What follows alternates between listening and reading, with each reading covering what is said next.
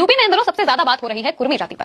प्रदेश में मौजूद आंकड़ों की गवाही ये बताती है कि ओबीसी समाज में यादवों के बाद कुर्मियों की तादाद सबसे ज्यादा है। टोटल संख्या किसी के पास सटीक नहीं है, लेकिन जबानी जमा खर्च में जो चर्चा है वो बताती है कि आबादी 1.25 से 2 करोड़ के आसपास है।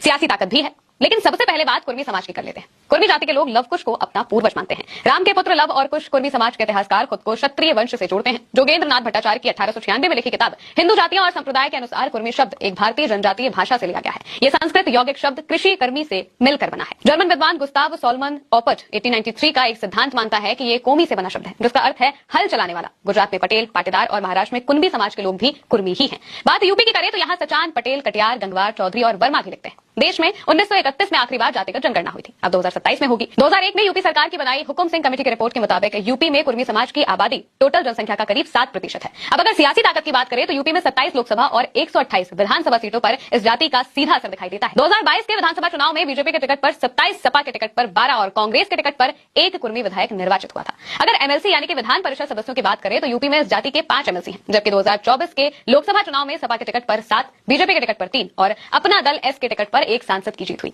अभी यूपी सरकार में कुर्मी समाज के 3 मंत्री स्वतंत्र देव सिंह, राकेश सचान और आशीष पटेल। प्रदेश के 8 जिलों में जिला पंचायत अध्यक्ष कुर्मी जाति से हैं। ये बताता है कि कुर्मी समाज के लोगों का दबदबा यूपी में है और किसी भी दल के लिए इन्हें इग्नोर कर पाना आसान नहीं होगा। एक और बात का जिक्र करना यहाँ पर जरूरी है। मायावती से अलग होकर डॉक्टर सोनेलाल पटेल ने अपनी पार्टी बनाई, जिसका नाम रखा अपना दल। सोनेलाल पटेल अपने जीवन में कभी कोई चुनाव नहीं जीते, लेकिन उन्होंने कुर्मी समाज के लोगों को एक राजनीतिक मंच दे दिया, ताकत दे दी। नेतृत्व विहीन कुर्मी समाज को नेता के तौर पर सोनेलाल पटेल मिल गए थे, मगर वो एक अदर जीत को जीवन भर तरसे। सोनेलाल पटेल असमय इस दुनिया को छोड़कर चले गए। उनका निधन आज भी सवालों के साए में रहता है। उनकी विरासत को उनकी बेटी अनुप्रिया पटेल ने आगे बढ़ाया, बीजेपी के साथ गठबंधन किया, पहले विधायक बनी, अब लगातार 3 बार से सांसद हैं।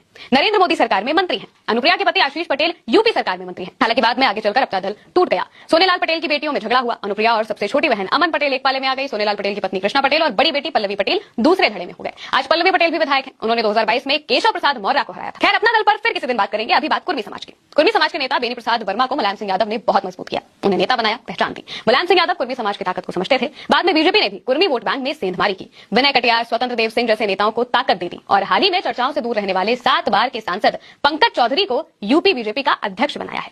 इसी के बाद से कुर्मी समाज पर लगातार चर्चा हो रही है। अखिलेश के पास भी मौजूदा समय में 7 कुर्मी सांसद हैं। अखिलेश यादव ने कुर्मी समाज से आने वाले नरेश उत्तम पटेल को सपा का प्रदेश अध्यक्ष बनाया था। बाद में लोकसभा का टिकट भी दिया। अभी नरेश उत्तम फतेहपुर से सांसद हैं। इसके अलावा भी सपा में कुर्मी नेताओं की एक लंबी फौज है। एक बात साफ है कि 2027 में कुर्मी वोटर्स गेम चेंजर साबित हो सकते हैं। फिलहाल के लिए मेरे यानी कि महिमा के साथ इस खबर में इतना ही। आप देखते रहिए भारत 100।